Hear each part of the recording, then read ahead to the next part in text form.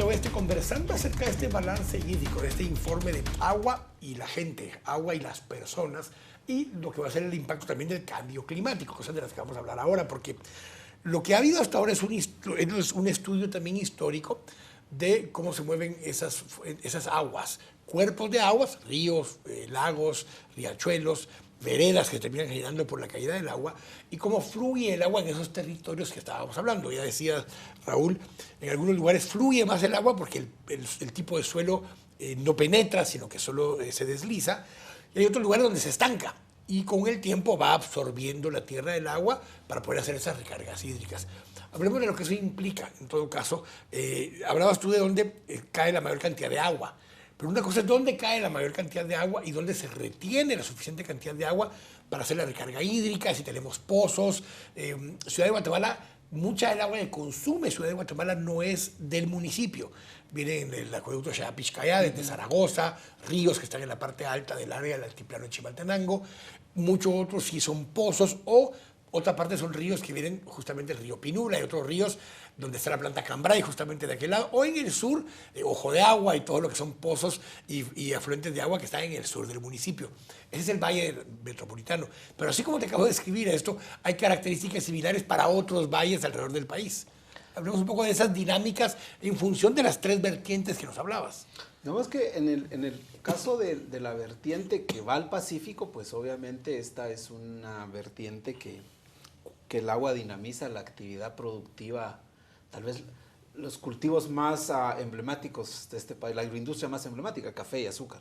Es decir, la Boca Costa concentra una buena parte del dinamismo cafetalero, y la costa sur pues tiene todo el dinamismo cañero. De caña y palma africana o banano. La palma de africana. Entonces, banano, palma africana, caña de azúcar y café también son los máximos consumidores de agua en el país. Más o menos los balances que hemos hecho nosotros a partir de las cuentas verdes, es decir, la contribución de los servicios ecosistémicos a la economía nacional, revelan que el 70% de esta agua que cae en el país es aprovechada para dinamizar estas actividades productivas.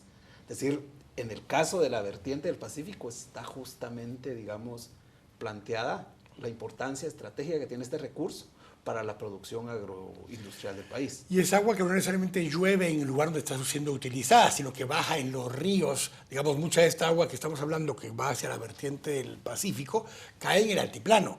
Alimentan los ríos que están en el altiplano y se van hacia el sur por medio de grandes ríos, el Guacalate, el Coyolate, muchos de los ríos que van a dar a las zonas estas agroindustriales. Donde están los mejores suelos del país, los que También tienen mayor potencial de filtrar el agua. Entonces, esta vertiente es la que tiene los mejores depósitos subterráneos, porque al final de cuentas, usando una metáfora, podríamos decir que ahí están las palaganas subterráneas.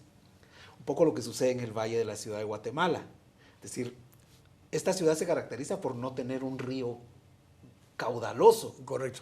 Es decir, no está el río Las Vacas y el río Villalobos, pero no son capaces, los caudales estos, si los tuvieran en cantidad y calidad, no serían suficientes para abastecer a la población del pero área. no nos pasa por acá un Samalá, un Guacalate, un Coyolate. Lo que tenemos que hacer es extraerlo de las fuentes subterráneas.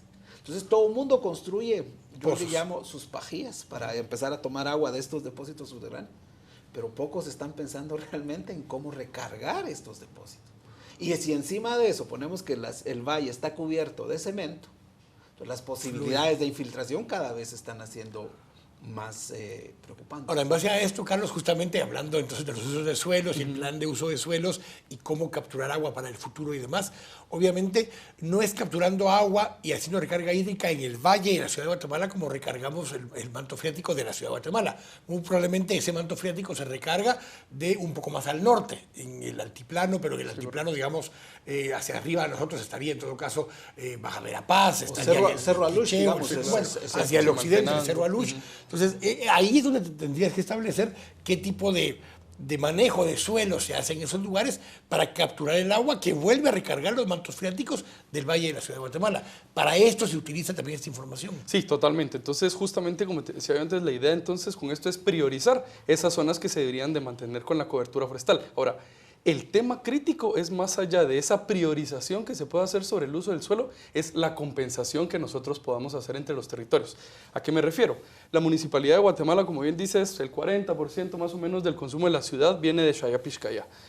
Xayapixcayá debería, en realidad, la población que está ahí alrededor tiene también la necesidad de usar su suelo para sus casas, para su producción agrícola. Voy a aprovechar ese comentario para esto justamente. Cuando se construyó Xayapixcayá, principios de los 70 realmente, toda esta área ni siquiera era agrícola, mucha de esa área era forestal. Correcto. Y entonces el río Xayá y el río Pixcaya, que es de donde viene el nombre del acueducto, alimentaban una tubería que traía el agua a Ciudad de Guatemala. Que trasvasa el agua al valle. En el tiempo, esa área empezó a tener sembradíos, a tener hortalizas, a tener uso humano, a tener incluso sus desfogues, sus desagües hacia el río Xayá o hacia el río Pixcaya, y entonces empezaron a usar, a ensuciar la fuente de agua principal de la ciudad de Guatemala. Correcto. Ahora, la única forma que había de evitar eso era o comprar todos los bosques de alrededor por parte de la ciudad de Guatemala y mantener esos bosques vírgenes para seguir alimentando, o pagarle a la gente el uso ambiental del agua. Exactamente a eso iba, ¿no? Entonces,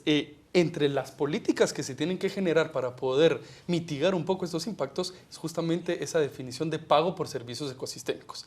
Yo en la ciudad de Guatemala tengo la ventaja de que abro un chorro y desde Xayapixcayá cae el agua. Entonces yo tengo que pagar por ese privilegio. Es justo que la ciudad de Guatemala, entendamos la municipalidad, pero inclusive también nosotros los ciudadanos tengamos la conciencia de saber que el agua no nos cae de gratis de allá. Entonces, ¿cómo yo puedo compensar a esos municipios, a esos territorios, para que mantengan la cobertura forestal, para que no den otros usos del suelo, pero para que eso también les pueda representar a ellos ingresos y puedan subsistir? Lo mismo hablamos, por ejemplo, con el Samalá, cuando miramos la parte alta de la cuenca que alimenta todo Quetzaltenango, o las zonas de Totonicapán, donde nacen 7, 8 cuencas del país. Principales. Exacto. Entonces, ¿cómo logramos hacer para generar esos procesos de pago de servicios ecosistémicos y garantizar que la población, que al final también es la propietaria del suelo y que tiene que subsistir, tenga otros fondos y otras fuentes para poder garantizar? Ahora, pero aquí estamos hablando ya de los usos. A ver, ¿cuánto? Hablabas de que el 70% de las fuentes de agua o del agua total la consume esos grandes consumidores, que es la agroindustria. ¿Qué porcentaje de esa agua consume la ciudad de Guatemala, por ejemplo? Para usos personales o industriales, porque creo que ahí va a ser difícil separar los distintos usos, pero los usos del valle de la ciudad de Guatemala. Digamos que estamos en la fase, digamos, el análisis nuestro en la contabilidad ambiental está en función de los rubros que especifica el consumo Producto Interno humano a nivel nacional. El consumo domiciliar es del 2.5% del agua. Del total del agua. Del total del agua que se mueve en el país. Y aunque aquí la ciudad de Guatemala representa más o menos el 10% del total de la población del país, muy probablemente consume un 15, 20, 30, 40% de ese total de consumo de agua domiciliar por los hábitos de consumo, por la capacidad económica, por otras razones. Pero hay otro elemento que es importante aquí, que necesitamos agua para producir alimentos. Claro.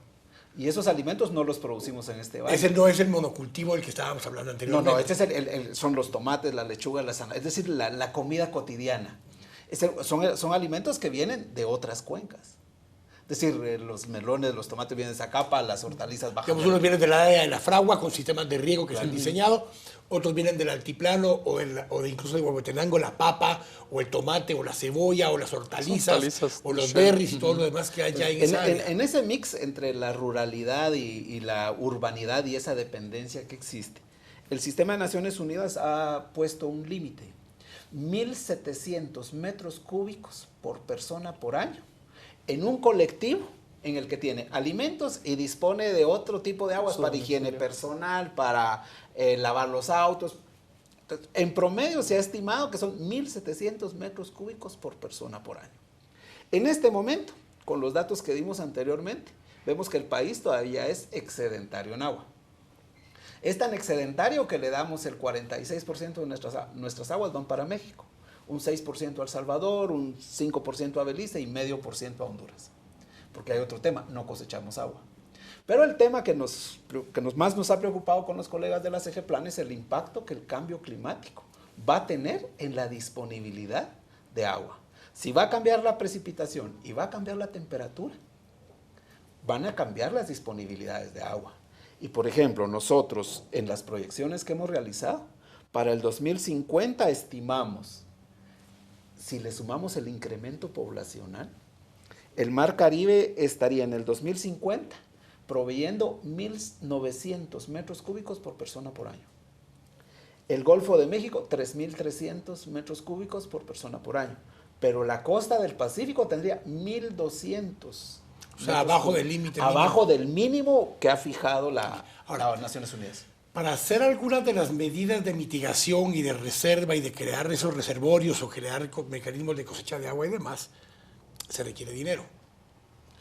Además de se requieren algunas normativas para poder asegurar que elevemos un poco más la cantidad de agua que pueda llover en ciertos sectores y cómo si se permea y se captura y se alimenta la recarga hídrica y demás. Pero entiendo esto. La gente está acostumbrada en nuestro país a pagar por la distribución del agua que recibe, no a pagar por, lo voy a decir entre comillas, por la producción del agua, porque no es que produzcamos agua, pero para ponerlo en términos más sencillos para que nos entiendan nuestros televidentes es, si tuviéramos que producir el agua, que no se produce, solo la sacamos de tal vez asegurar que podemos tener agua. Ese creo que es el... Entonces, pero basado en eso, digamos, nosotros lo que pagamos hoy es porque alguien pone un pozo, dice, yo saco el pozo y cobro lo que me cuesta. El pozo originalmente, la perforación, la extracción, que es una bomba de agua que está sacando el agua, y la distribución en un condominio o en un edificio. Pero no hay valor. Pero hay un paso adicional que es el valor del agua en sí misma, haberla producido o tener acceso a ella, el término que queramos utilizar. Entonces, esa agua que está ahí en el subsuelo llegó ahí de alguna forma. Y si no hacemos algo al respecto, va a llegar menos cada vez a ese lugar. Y la única forma que estamos pagando de más es que nos toca perforar más profundo. Y por tanto necesitamos una bomba más fuerte que trabaje más tiempo. Que consuma más en vez energía. de 2 caballos será de 4 caballos y para poder sacar el agua. Pero no estamos haciendo ningún tipo de inversión en guardar agua o facilitar que el agua llegue más fácil a ese manto freático para tener agua en el futuro. ¿Cómo empezamos a establecer ese tipo de tasas que decías hace un momento? ¿Quién debe pagar cuánto? Si el 70% del agua que tenemos disponible la consume la agroindustria, y la agroindustria no paga un centavo por ese consumo de agua. Sí, de acuerdo, así es. ¿Cómo establecemos tasas para Se ha discutido aquí mucho en Guatemala varias veces, por ejemplo, la propuesta de la ley de agua, ¿verdad? ¿Cómo podemos definir justamente esa regulación para los consumos? Y como bien decía Raúl, o sea, no solo para los consumos humanos, que al final somos un 2.5% del consumo, sino también para esos grandes consumos que se están generando. Yo creo que sí hay maneras de poder definir los aportes que, por ejemplo, la agroindustria debería de estar haciendo en algún fondo para poder generar estos cambios. Por ejemplo, la ley de adaptación al cambio climático crea específicamente un fondo de adaptación para el cambio climático. Este debería ser un espacio en el cual nosotros deberíamos de estar planteando esas tasas específicas, esas formas de recobrar ese consumo y poder entonces a través de este fondo financiar todas esas zonas de conservación. El dato que daba Raúl sobre la crisis, sobre el déficit de agua que va a haber en toda la zona del Pacífico es todavía más crítico si pensamos que según las proyecciones que hace CATUM, en el 2032 ahí va a estar el 65% de la población entre Xela, Guatemala, Escuintla y Retaluleu. Ese rectángulo va a ser donde vamos a tener más crisis. Pero todavía le vamos a agregar un poquito más de salsa a los tacos con eso, porque no hemos hablado, como dice Raúl, de un tema adicional, la calidad de esa agua. Porque en todo caso, ahí estabas hablando que habrá 1.200 metros por persona de una necesidad de 1.700, digamos.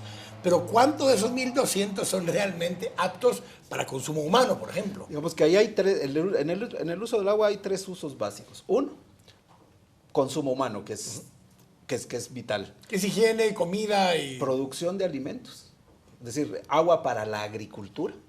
Y el otro tema es agua para asegurar que los otros procesos de vida que comparten este planeta con nosotros, los humanos, también sigan teniendo condiciones mínimas adecuadas para fauna y flora del territorio. La fauna y flora del territorio. Entonces, bajo esos 3 temas, digamos, en este momento la calidad del agua en el país deja mucho que desear en el tema de consumo humano y en el tema de calidad del agua para la producción de alimentos. Es decir, hay aguas que realmente tienen tal grave contaminación que ni siquiera son aptas para la producción de alimentos, para su uso agrícola. Y encima, con eso estamos impactando violentamente todos los otros sistemas de vida que comparten este espacio territorial con nosotros. Tal vez el reto acá pasa por darle vuelta a las prioridades. y empezar a priorizar la vida. El agua, el segundo nivel sería considerar que el agua es un bien público, es un bien colectivo. Y en tercer escalón estaría el tema del uso privado del agua, pero visto desde tres lecturas. La Constitución te invertidas. establece que las aguas, ya sea de superficie o subterráneas, son propiedad del Estado. Lo establece en dos articulados distintos en la Constitución, pero sí te lo establece de alguna forma, o por lo menos que tiene una disposición sobre ellos, especialmente la que es de superficie. Porque tiene un carácter de bien público. Correcto. Sí, sí. Y de hecho lo designa como bien público en términos generales. Sin embargo, la gente cree que porque él puso un pozo en su subsuelo, el agua es de él.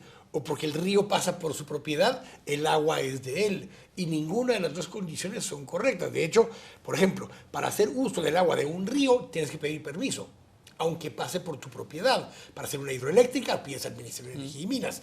Para, en teoría, hacer un sistema de riego, debieras pedir autorización, pero la mayoría de personas no pide autorización, hasta desvía ríos completos. Pero hay otro tema aquí, Sí. que es bien importante en el imaginario guatemalteco. No por ser un bien público, no, es decir, no es que no pueda tener un precio. Y no es que no pueda tener uso privado. Claro. O sea, porque es un bien público, puede tener uso privado, pero alguien tiene que pagar el costo de resarcir o de regresar esa agua. Para darle un valor económico a ese bien público, que creo que ese es un poco el cuco que hay en el tema de la ley de Yo de creo que la el ley tema de los agua, pozos, ¿verdad? porque es un tema que hemos hablado mucho a nivel de temas de ordenamiento territorial correcto. y de municipios, es que está bien, tú puedes tener derecho a perforar un pozo, pero debieras pedir una licencia. Y la licencia, en ausencia de una ley de aguas, debiera ser una solicitada al municipio. Pero también necesitamos instrumentos superiores, es decir, ¿dónde dice que sí se pueden hacer pozos? No, y yo estoy dónde claro, no pero en deberían ausencia de la hacerse? ley de aguas es que tienes este vacío. Pero al tener el vacío, al hacer un pozo, en teoría hay una construcción. Claro. Y si hay una construcción, en todo caso la Una inversión. municipalidad tiene que poder tener una revisión de eso y decir, espérame, va a ser un pozo. Es más, Ciudad de Guatemala llegó a determinar más o menos cuántos pozos hay en el municipio, no para controlar los pozos, para controlar lo que sería en todo caso el sistema de alcantarillado. Como había que cobrar el 20% de Claro, alcantarillado, claro, cargas. el que no tenía agua de empagua, pues tenía que tener un pozo y se fue a tabular de qué tamaño era y se hace una estimación para la descarga que va a haber al sistema de alcantarillado, pero Sí, no correcto. hay realmente un control exacto de cuántos pozos No, hay y es un tema, cuánta agua extraen. es un tema crítico porque, por ejemplo, digamos, más allá también de la Municipalidad de Guatemala, tenemos muchos municipios donde a través del modelo de condominio, vos tenés un municipio con X cantidad de condominios y la municipalidad no sabe qué es efectivamente lo que se está consumiendo entre un condominio y el otro. Pero entonces, ¿quién es el ente mediador ahí también? ¿Qué pasa si en un momento futuro hay 2, 3, 5 condominios que están extrayendo un agua de un mismo pozo y llegar a ser una batalla entre los condominios, unas demandas entre los condominios para poder resolver este tema, cuando ahí el rol y la gestión debería estar directamente vinculada a la En Ciudad de municipalidad? Guatemala ya ha pasado al final lo que estabas planteando, donde un condominio se quedó sin agua y ¿qué es lo que hacen? Le entregan el sistema de agua a la Municipalidad de Guatemala, Sí, claro. y que la municipalidad vea qué hace con el sistema de agua. Y sin embargo a los condominios originalmente les vendieron que era un Pozo pozo propio. propio y que ellos lo iban a poder administrar, pero cuando se seca y hay que hacer inversiones monumentales, ya no pueden. Y cuando intentan conectarse ya no pueden. Lo que pasa es que hay otro gran problema. Desconocemos cuál es la estructura del subsuelo en esta... Correcto. En el Valle de Guatemala y en todo el país. Ahí hay otro gran vacío de información, porque desconocemos también cómo se mueven las aguas Subterráneas. de manera subterránea. Lo que sí estamos seguros es que la tabla de agua subterránea cada año está bajando a un ritmo impresionante, entre 3 y 15 metros. por Y año. si a eso le metes que también el subsuelo está comenzando a absorber la contaminación que todas estas zonas urbanas están generando. Y eso te genera cavernas. O sea, en el subsuelo, lo que antes estaba lleno de agua, en cuanto se vacía de agua, crea un vacío. Exacto. Y ese vacío genera esas burbujas que han habido ahora, donde puede haber un colapso de tierra hacia abajo, porque esa caverna que se generó, Está vacía, el agua llenaba el vacío. En cuanto se queda vacío de agua, te colapsa Así y es. todo lo que está encima de ello. Y con el peso extra que le estamos poniendo, con edificios, con concreto, con demás, el tema se va complicando. Si todo esto le recuerda un poco Cambrai, por ejemplo, o algo por el estilo, por ahí vienen también algunos de los dilemas. Vamos a ir al corte y regresar con algunas conclusiones. ¿Qué hay que hacer entonces ahora con la información que ya tenemos, que no es perfecta, que no es completa, pero que es un gran avance de lo que se tenía antes, para poder entender la relación entre agua, humanos y el potencial problema adicional del cambio climático en el tiempo. Estamos acá en Este Oeste, volvemos en un momento.